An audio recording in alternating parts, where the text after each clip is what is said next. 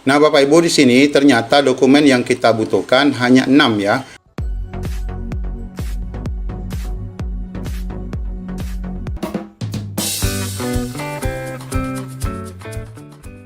Di video kali ini kita akan memandu pengisian daftar riwayat hidup untuk rekan-rekan yang dinyatakan lulus, baik mengisi data perorangan sampai dengan mengupload dokumen. Kita akan mulai pelan-pelan dari login sampai dengan resume. Ya, untuk pengisian DRH 2024 bagi Bapak Ibu P3K tahap 1 dan nanti tahap 2, penguploadan dokumen hanya 6 berkas. Bagaimana langkah-langkahnya? Ikuti video ini sampai selesai. Baik rekan-rekan semua, kita akan mulai dari melakukan login. Silakan Bapak Ibu login.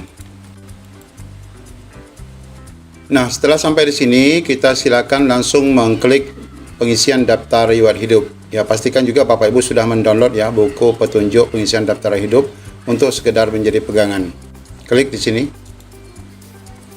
Nah, ini adalah bagian data perorangan kita yang sebagian sudah penuh ataupun sudah terisi, namun yang sebagian belum terisi. Kita akan scroll ke bawah untuk melihat bagian yang bertanda merah yang belum diisi, yang akan kita lengkapi. Ya, mulai dari sini ya. Kecamatan, ini saya Tanjung Pinang Kota, kecamatan silakan dipilih. Tanjung Pinang Timur, lalu kelurahannya. Nah, di sini belum ada pilihan, kita boleh pilih sendiri lainnya. Seharusnya muncul ya. Ketik jalannya sesuai KTP ya. Kemudian alamat lengkap kita isi secara lengkap ya. Kemudian bagian kanan tinggi badan dalam sentimeter 165, kemudian berat badan dalam kilo. Warna rambut kita boleh pilih, bentuk rambut, bentuk muka, warna kulit, ciri khas kalau ada silakan isi misalnya kacamata, jika tidak kasih strip saja. Cacat tubuh jika ada silakan isi, jika tidak strip saja. Untuk hobi silakan ada pilihan ya. Jika tidak ada, kita boleh pilih hobinya di bawah. Ya, kalau tidak ada, kita pilih di bawah. Hobinya di sini. Nah, ini saya pilih 2, musik dan nonton ya. Nah, jika sudah semua, kita lanjutkan. Isi captcha dulu. Klik selanjutnya. Nah, kita akan dibawa kepada data pendidikan. Yang jelas yang sudah terisi di sini adalah data S1 kita. Nah, kita akan melengkapinya dan menambah 3 data lain, yaitu SD, SMP, SMA ya. Kita lengkapi saja yang sarjana, kita klik ubah. Nah, silakan kita perbaiki dan lengkapi ya. Lokasi sekolah. Ini kampus saya di Yogyakarta. Gelar depan tidak ada, kita kasih strip. Gelar belakang kita kasih S.E.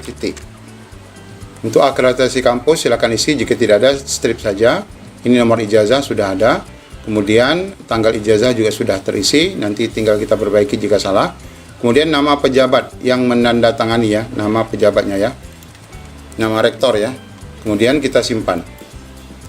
Kemudian kita tambah pendidikan.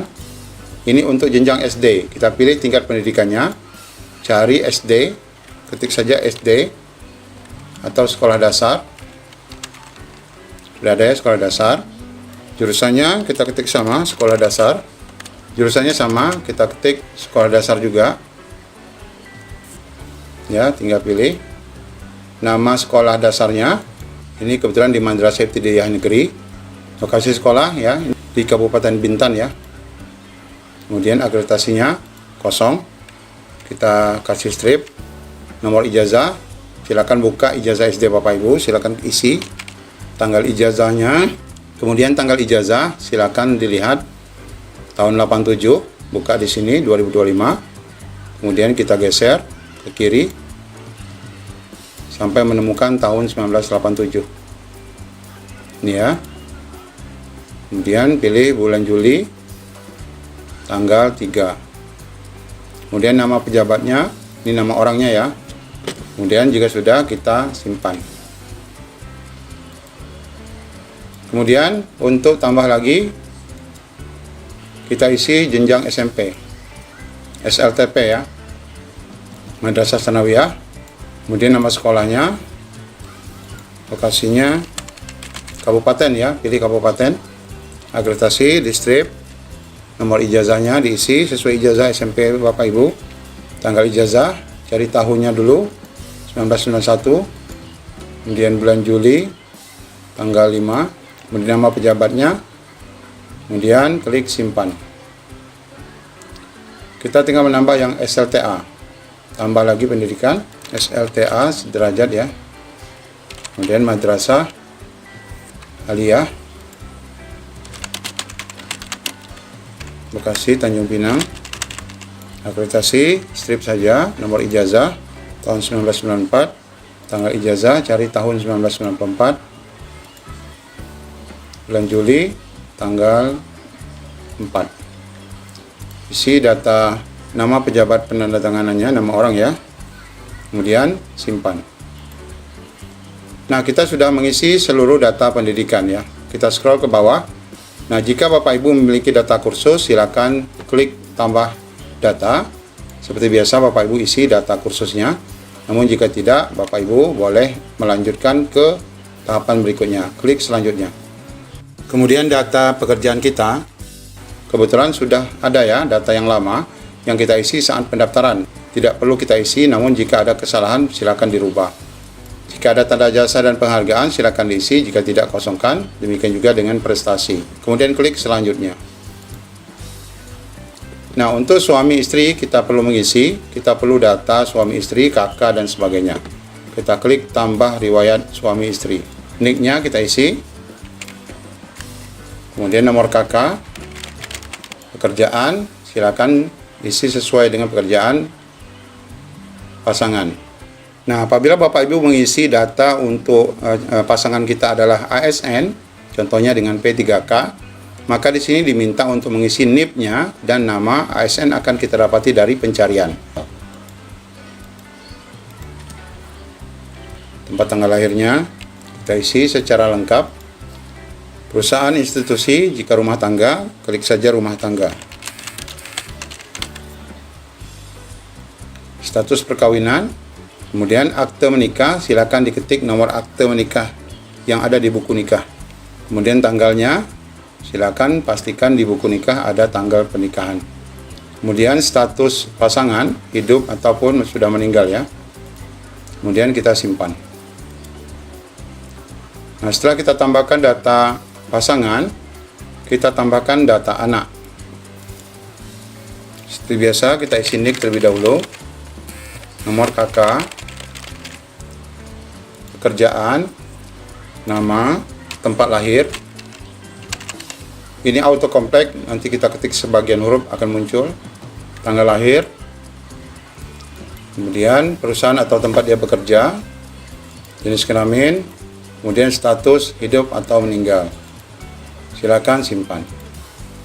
Kemudian tambahkan jika masih ada anak yang lain. Kemudian data orang tua kandung ya, data orang tua kandung silakan isi. Ini juga membutuhkan nik dan kakak orang tua ya.